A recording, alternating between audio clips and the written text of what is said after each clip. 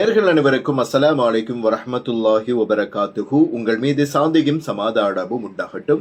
ஒவ்வொரு நாளும் காசா மற்றும் லெபனான் தொடர்பான முக்கிய செய்திகளை சுருக்கமாக தந்தவண்ணம் இருக்கிறோம்.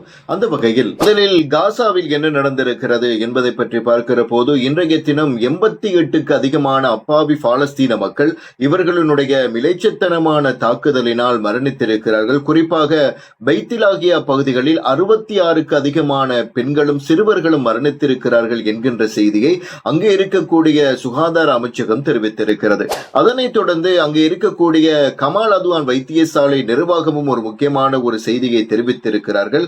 இஸ்ரேலினுடைய மிலைச்சத்தனமான தாக்குதலினால் 10 குழந்தைகள் உட்பட 22 பேர் மரணித்திருக்கிறார்கள் என்கின்ற ஒரு கவலையான செய்தியை இன்றைய தினம் அவர்கள் வெளியிட்டிருக்கிறார்கள். நம் அனைவருக்கும் தெரியும், கடந்த ஒரு வருடமாகவே காசாவிலே போர் நடந்து கொண்டிருக்கிறது. அதிகமான உயிரிழப்புகள் அங்கே இழந்தவர்களாக அந்த மக்கள் வாழ்ந்து கொண்டிருக்கிறார்கள். இந்த சூழ்நிலைகளில் தான் இப்பொழுது லெபனானிலும் இவர்களுடைய மிலைச்சத்தனமான தாக்குதல்கள் ஆரம்பிக்கப்பட்டிருக்கிறது. அமெரிக்காவிலே ஜனாதிபதி தேர்தல் நடைபெற்றுக் கொண்டிருந்த அந்த காலப்பகுதியில் அதிகமானவர்கள் சொன்ன விடயம் என்றால், ட்ரம்ப் ஆட்சிக்கு வந்தால் காசா மற்றும் லெபனானிலே நடக்கக்கூடிய போர் முடிவுக்கு வரும் என்று பேசிக் கொண்டிருந்தார்கள். இந்த தருணத்தில் தான் ஐநா ஒரு முடிவு எடுத்திருந்தது.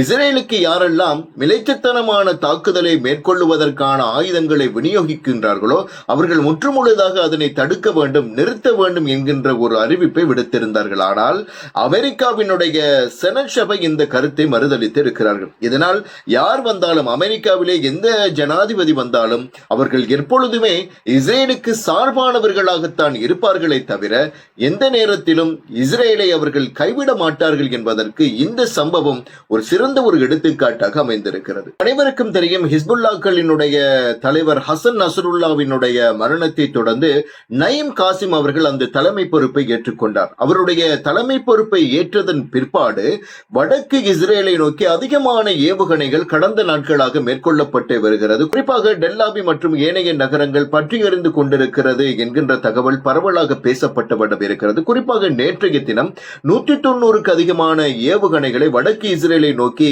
ஹிஸ்புல்லா படையினர்கள் மேற்கொண்டிருக்கிறார்கள். குறிப்பாக வடக்கு இஸ்ரேலில் இருந்த அவர்களுடைய மோல் மற்றும் முக்கியமான கடைகள், அவர்களுடைய நிறுவனங்கள் பற்றி எறிந்து கொண்டிருக்கிறது என்கின்ற செய்திகள் தான் இன்றைய தினம் அதிகமாக பேசப்பட்ட வண்ணம் இருக்கிறது. ஹிஸ்புல்லாக்களினுடைய தற்போதைய தலைவரான நயீம் காசிமினுடைய வருகைக்கு பிற்பாடுதான் வடக்கு இஸ்ரேல் மற்றும் முக்கிய நகரங்கள் ஒவ்வொரு நாளும் சேதமடைந்து கொண்டே இருக்கிறது என்று உலக ஆய்வாளர்கள் திட்ட தெளிவாக சொல்லிக் கொண்டிருக்கிறார்கள்.